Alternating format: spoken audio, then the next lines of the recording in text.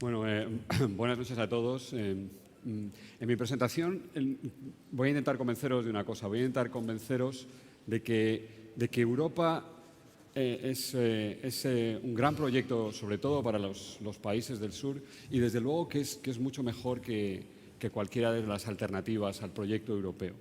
Y también, antes de empezar, quiero reconocer que soy un europeísta convencido.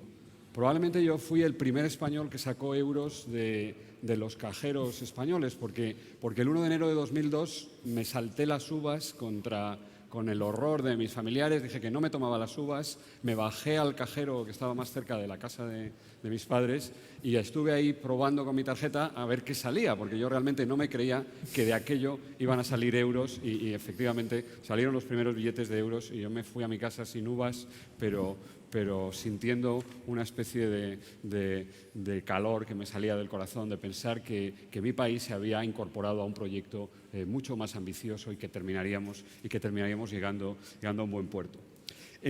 Para mí la Unión Europea es el intento de hoy los 28 países, de sus 28 países miembros, de recuperar la relevancia en la economía global. Y si mirabais este gráfico, fijaros que aquí he puesto solo los 3 países más grandes de la eurozona: Alemania, Francia y el Reino Unido. En 1980 su Producto Interior Bruto, el tamaño del valor que creábamos en estos territorios, era del 15% del PIB mundial y en 2013 había caído un 40%. El papel de estos 3 grandes países europeos se estaba volviendo irrelevante.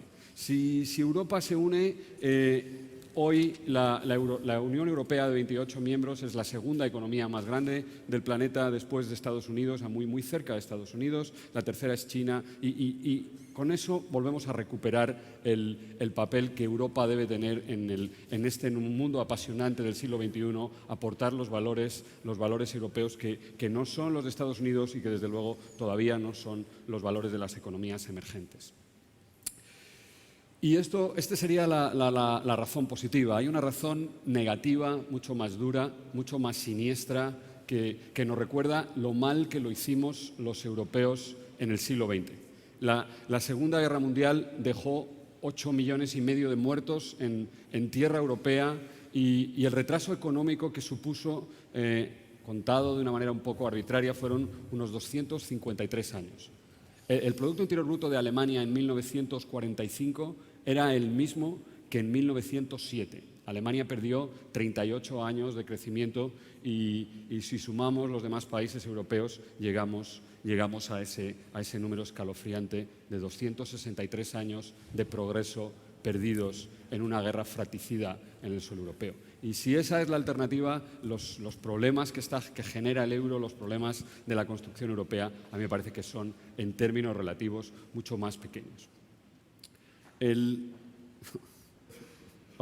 Bueno, el proyecto europeo capturó la imaginación de los europeos. Empezaron 6 países: Alemania, Francia, Italia, Bélgica, Holanda y Luxemburgo en 1950. En 2013 somos 28 economías. Un grupo de estos países dieron el paso siguiente, que es convertirse en una unión monetaria, renunciar a sus propias monedas y permitirme a mí sacar los euros de ese cajero español. 11 creadores originales en el 99, 18 ya en 2013. Pero es verdad, y es forzoso reconocerlo, que en realidad la Unión Europea, a pesar de estos 28, de estos 13, pues es cosa de 2, ¿no? La Unión Europea es sobre todo la decisión de Francia y Alemania de integrar sus economías y en el medio o en el largo plazo integrar su fiscalidad e integrar sus políticas, ¿no? Y entre Nicolás y Ángela había amor y entre François y Ángela también hay amor. Claro que con François no tiene tanto mérito porque François baila con todas, ¿no? Y afortunadamente pues esto es parte a mí me llena de esperanza porque creo que en fin, que estamos, al contrario de lo que quizás penséis muchos de vosotros, que estamos en buenas manos. Dejadme 2 minutos que repase un poco lo que son las características básicas del euro y hacer esta reflexión de cómo nos irían las cosas o cómo nos habrían podido ir las cosas fuera del euro, que como ha dicho José, esa es la alternativa relevante, ¿no? Cómo hubiera ido a la economía española o a las otras economías europeas fuera de este euro, que me gusta llamarlo euro 1.0, porque si me da tiempo os voy a contar que el proyecto del euro 1.0 se ha terminado y que ahora estamos en este ambicioso intento de construir un euro mucho mejor para todos. Al final, la eurozona es esta idea de convertir una unión económica en una unión monetaria. Una unión económica es un grupo de países que deciden asociar sus economías, que empiezan su andadura creando una zona de libre comercio, o sea, que suprimen sus aranceles interiores, que dan el paso siguiente y crean una unión aduanera con un arancel exterior común, que eso no les parece suficiente y que deciden dar el siguiente paso, que es suprimir todas las barreras no arancelarias y crear un mercado único, sobre todo armonizando la fiscalidad indirecta para conseguir que todas las mercancías compitan en igualdad de condiciones en cualquier territorio. Y por último, el último paso que nos lleva a una unión económica es garantizar la libertad de movimiento de personas y de capitales, que es este gran baluarte que hoy vemos que está un poco cuestionado en Europa y nos hace una unión monetaria, una unión económica. Sin embargo, todas las uniones económicas tienen el mismo problema.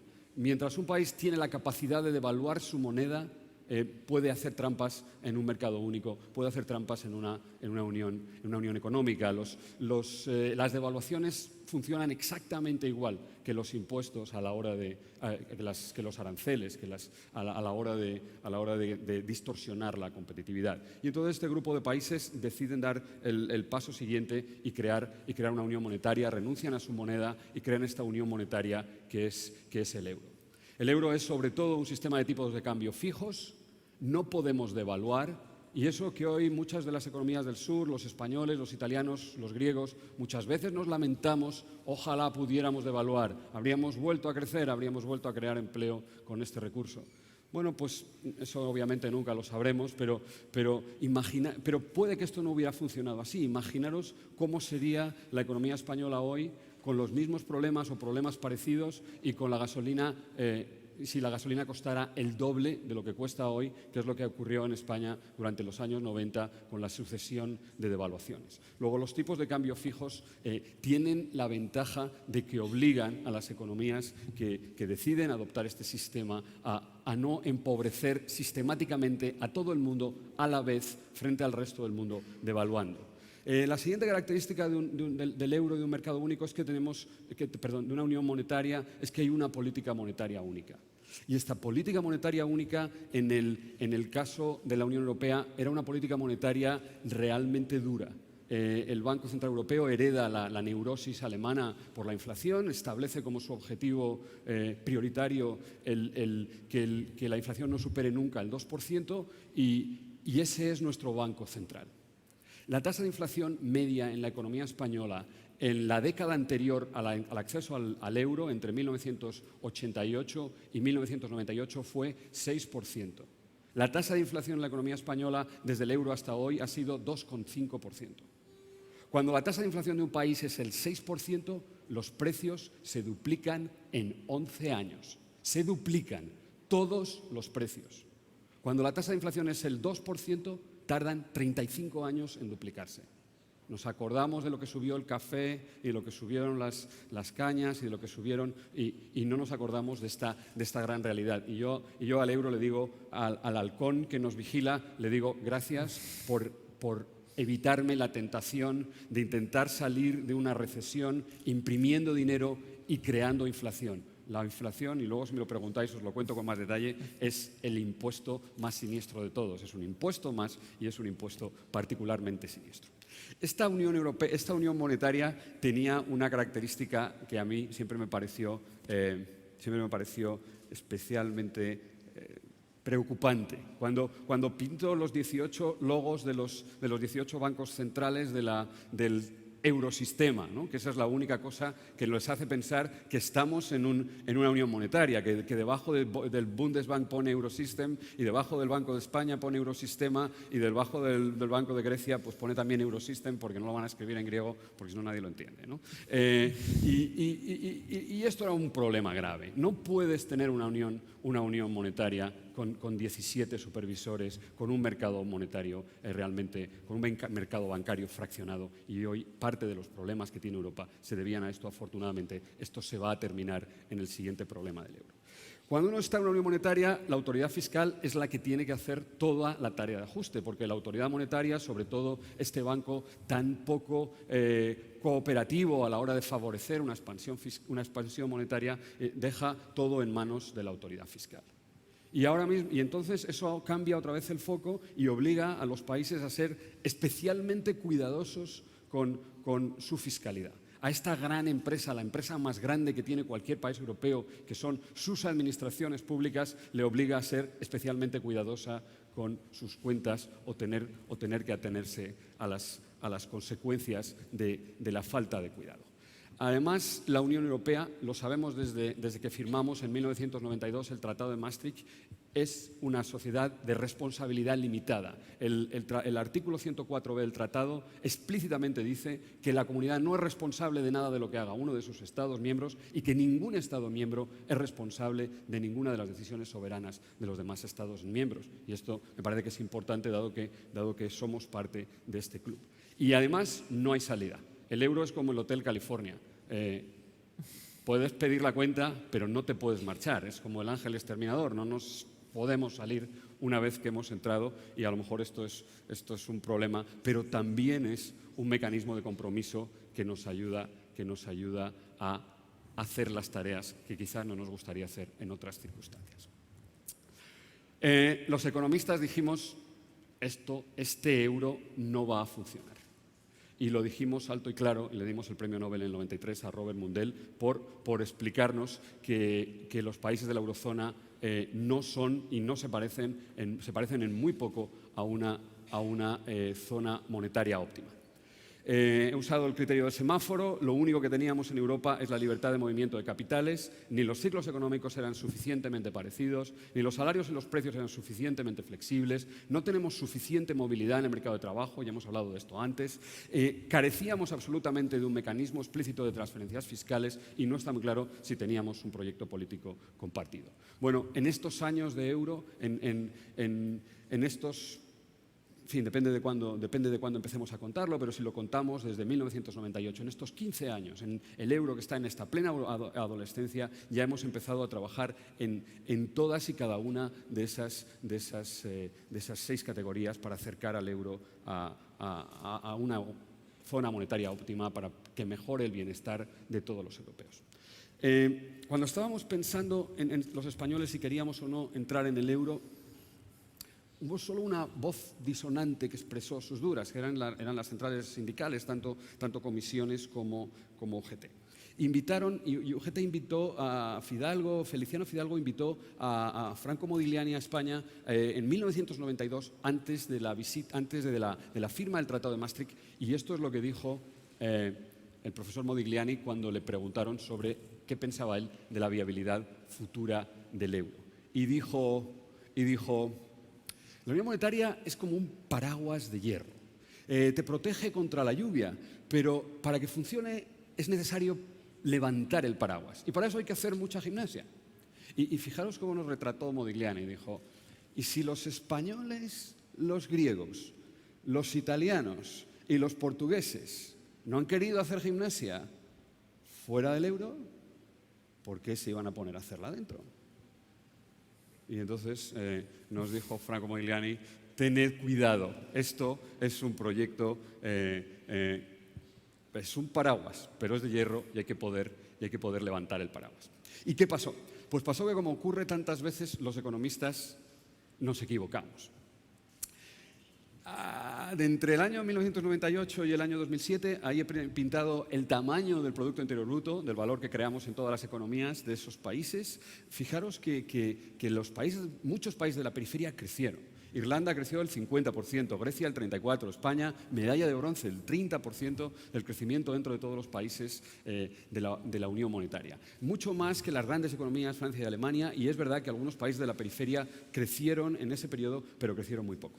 Pero desgraciadamente llegó la crisis económica mundial y el crecimiento se evaporó. El caso de Irlanda, vemos que pasó de 148 a 138 hoy. La gran tragedia griega es que la economía griega está a punto de haber perdido 12 años de crecimiento, y veis que Portugal y Italia les ha ocurrido algo parecido. Ellos les está afectando la resaca, pero ni siquiera se emborracharon, ¿no? Porque a nosotros, pues al fin y al cabo, ¿no? Y fijaros que las economías grandes y mejor organizadas de Europa nos han conseguido recuperarse mucho antes y están cerrando el camino de la recuperación, la vuelta al crecimiento en la eurozona. La prueba definitiva del fracaso de este euro 1.0 fueron los rescates, ¿no? 442.000 millones de euros es la suma total de los 2 rescates de Grecia, los 2 rescates de Chipre, el rescate de Irlanda, el rescate de Portugal y el rescatito de España. 442.000 millones de euros que nos han regalado, además de los fondos estructurales y de cohesión y de todo lo demás, que nos han regalado nuestros socios del euro, que han pagado los contribuyentes europeos para rescatar a los países del sur de Europa. El 26 de junio de 2012 es una fecha importante porque fue la fecha en la que la Unión Europea reconoció oficialmente el fracaso de este proyecto del euro 1.0. Liderados por Van Rompuy, el presidente del Consejo Europeo, publicó, pero con la firma de los otros 3 presidentes. Es verdad que en Europa siempre tenemos mucho de todo, 4 presidentes, ¿no? y ninguno electo de momento, ¿no? pero 4. Y aquí nos dijeron tenemos que ir hacia una unión monetaria y económica genuina. Después esto lo han matizado un poco más y como ya veo que no me va a dar tiempo a nada, pues lo digo ahora. En la ampliación de este documento dijeron, tiene que ser genuina y profunda, ¿no? Y esto a mí me hace pensar, ¿y qué pasaba con la anterior? Es que era superficial y falsa, y ahora vamos hacia una genuina y profunda. Bueno, pues yo creo que vamos hacia una mejor unión monetaria y realmente reconocían que el objetivo de este nuevo proyecto es consolidar la unión monetaria y económica y reconocían y hacer lo que el euro hasta ahora no ha sido capaz de hacer, no ha sido capaz de mantener un nivel adecuado de competitividad, coordinación y convergencia en los países de la eurozona que garantice el crecimiento sostenible de todos ellos y sin grandes desequilibrios. La gran apuesta europea es que las nuevas instituciones, de las que me podéis preguntar ahora en la segunda parte de mi intervención, consigan ayudarnos a esto. Dejarme que ponga el epitafio del euro 1.0 y dejadme que termine mirando al futuro del euro. Solo hay 2. Los economistas no somos adivinos. Yo jamás me veréis haciendo una predicción de nada. No las leo. No sé cuál es el pronóstico para España para el año que viene y no me importa.